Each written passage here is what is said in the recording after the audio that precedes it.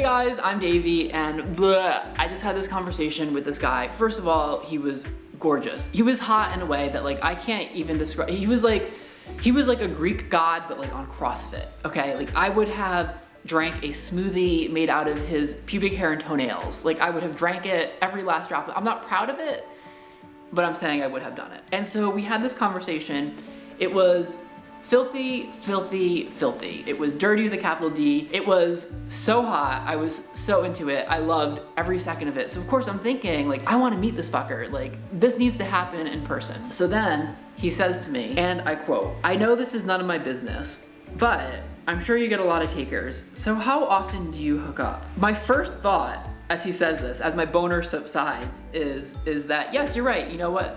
This is none of your business. But he continues, "I don't want to offend, but I wonder because we talked about a lot of dirty things and have to think about catching something. I get that as sexually active gay men, yes, let's have conversations about testing, about safer sex, about condom use, about PrEP. Awesome, those are all fair game." That's not what he was doing. Instead, what he was doing was judging me and shaming me for hooking up and doing the very same things that he wanted to do to me.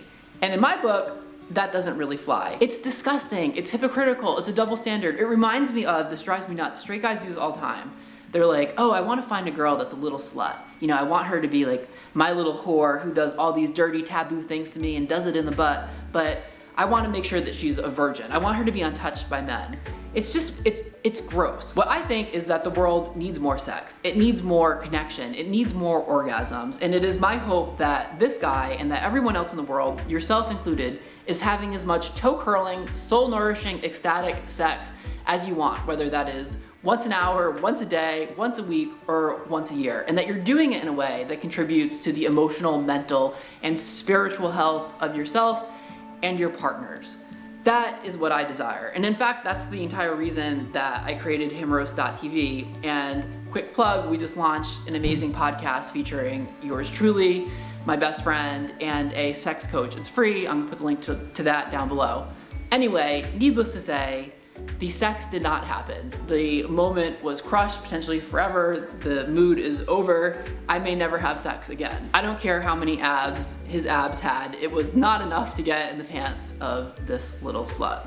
So anyway, thanks so much for listening. And as always, more to come.